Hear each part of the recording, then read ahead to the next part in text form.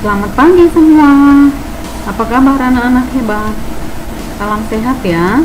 Kita berjumpa kembali dalam pembelajaran Bekatik dan Prakarya. Nah, hari ini mata pelajarannya adalah kita materi prakarya bab kedua, yaitu kerajinan berbahan tekstil. Ya. Sebelum kita lanjut dengan materi ini, kita berdoa dulu sebelum memulai pembelajaran.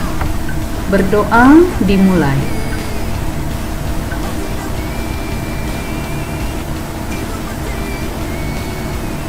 Berdoa selesai. Ya.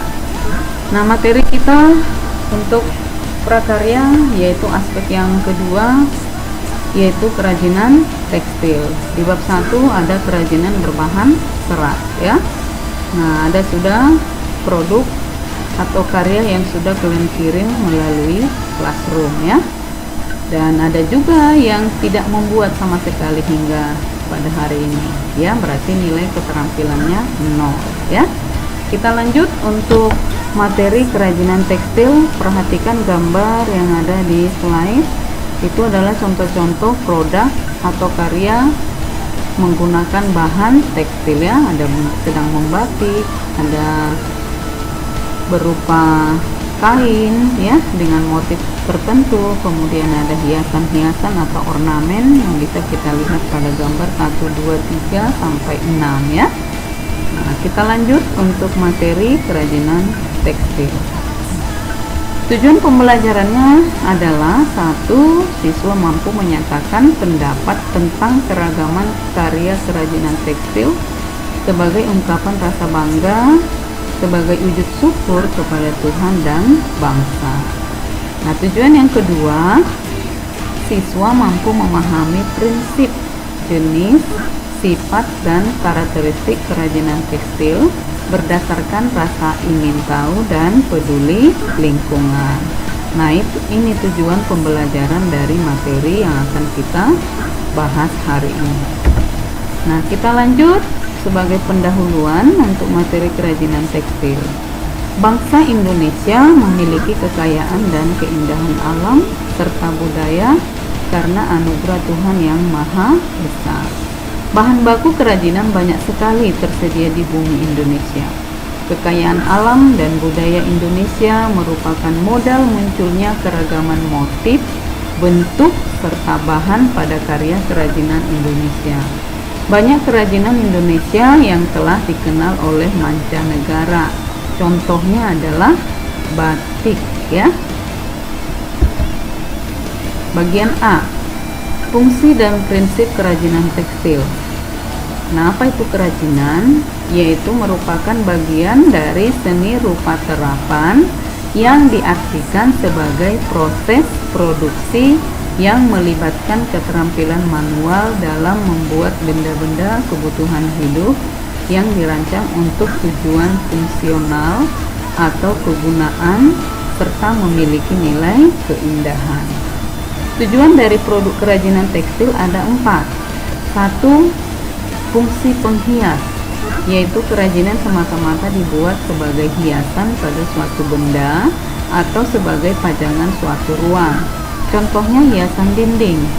Nah, ini mungkin semua ada di rumah masing-masing. Nah, ini contoh ya, dan masih banyak contoh yang lain.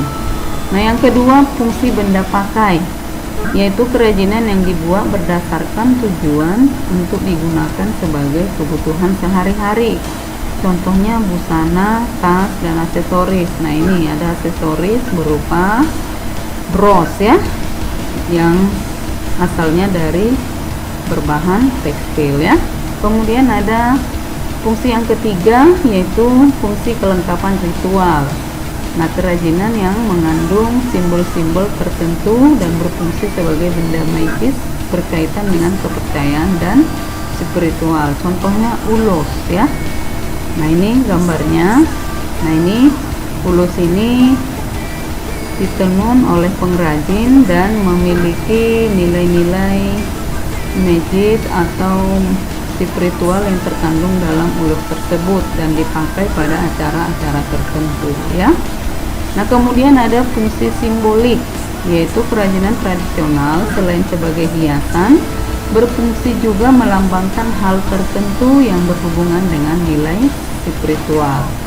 Contohnya ada tapestri, tenun, dan batik yang dibuat dengan motif simbolik. Nah, ini ya, ini contoh tenun Sindelio yang dipercaya bisa sebagai penolak bala oleh suku-suku tertentu ya. Nah, itulah fungsi dari kerajinan tekstil, ada 4 ya. Kita lanjut, yaitu prinsip kerajinan fungsi hias dan fungsi pakai, ada 4. Prinsipnya yang pertama, keunikan bahan kerajinan. Jadi bahan kerajinan itu dipilih yang unik sehingga memiliki nilai atau kualitas yang bagus dari produk kerajinan tekstil tersebut. Nah, keterampilan tangan. Nah, keterampilan tangan dari para pengrajin dalam menciptakan sebuah kerajinan tekstil di sini banyak bervariasi ya. Karena banyak sudah pengrajin-pengrajin di Indonesia yang menghasilkan berbagai contoh produk kerajinan yang sudah diakui bahkan sampai ke mancanegara. Nah, prinsip yang ketiga ada unsur estetik, yaitu ada nilai keindahan dari kerajinan tersebut sehingga menarik atau orang berminat untuk melihat kerajinan tersebut. Nah, yang keempat prinsipnya ada unsur hiasan atau ornamen, yaitu unsur dekorasi yang dibuat dengan berbagai cara, diantaranya dilukis, diukir, dan dicetak. Nah, itu ada 4 prinsip kerajinan fungsi hias dan fungsi pakai. Nah, selanjutnya bagian B, jenis dan karakteristik kerajinan tekstil. Sebelum menentukan sebuah kerajinan, kita harus mengetahui jenis dan karakteristik dan kerajinan tekstil. Rancangan dalam pembuatan kerajinan tekstil juga perlu diperhatikan, yaitu berupa cara menentukan susunan dari garis, bentuk, warna, dan tekstur. Ada 2 macam teknik dalam pembuatan kerajinan tekstil. 1. Struktural teknik, yaitu susunan dari garis, bentuk, warna, dan tekstur dari suatu kerajinan tekstil yang dibentuk dari bahan yang dijalin sesuai dengan teknik pembuatannya. Contohnya teknik rajut. Nah, yang kedua dekoratif teknik, yaitu sentuhan atau perlakuan yang diberikan pada permukaan busana yang memberikan efek visual dan memperindah penampilan. Contohnya tas kain katun yang dijahit yang diberi sulaman pita.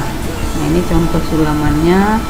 Nah, bisa juga kita lihat dalam berbagai bentuk tas ya, mungkin yang dimiliki oleh orang tua di rumah ya. Itu adalah teknik dalam pembuatan kerajinan tekstil. Nah, sekarang prosesnya, proses produksi kerajinan tekstil.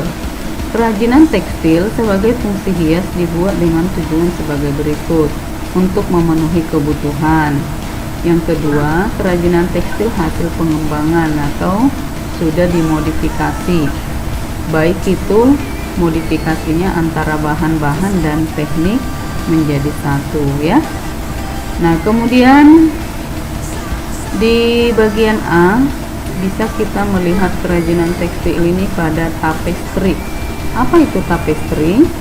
Yaitu teknik membuat karya tekstil dengan cara menenun ya, menenun benang-benang dan serat. Bahan-bahannya benang tipis dan benang tebal. Semua kenal dengan benang ya. Ada yang tipis, ada yang tebal ya. Silakan nanti dilihat di rumahnya contoh benang-benang yang ada di rumah ya. Alat-alatnya ada kayu spanrang, kemudian ada batang kayu ya. Ini untuk tapestri. Kemudian yang bagian B adalah batik. Apa itu batik? Kain bergambar yang pembuatannya secara khusus dengan menuliskan atau menerapkan malam atau lilin pada kain tersebut. Jenis-jenis batik, ada batik pedalaman, ada batik pesisir. Bahannya ada kain putih, malam atau lilin, cat pewarna batik. Alat produksi batik ada canting, kompor, dan masih banyak lagi yang digunakan dalam proses pembuatan batik.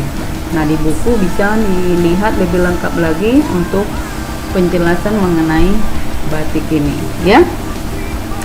Kita lanjut yang bagian C, yaitu sulam. Disebut juga dengan bordir, hiasan yang dibuat di permukaan kain atau bahan-bahan lain dengan jarum jahit dan benang. Nah, ini contoh jenis-jenis sulam yang diterapkan dengan menggunakan tusuk jarum jelujur, tusuk tikam jejak, tusuk silang. Nah, seperti ini ya, tusuk flanel ya, tusuk peston, tusuk rantai, dan sebagainya. Ini digunakan untuk teknik menyulam.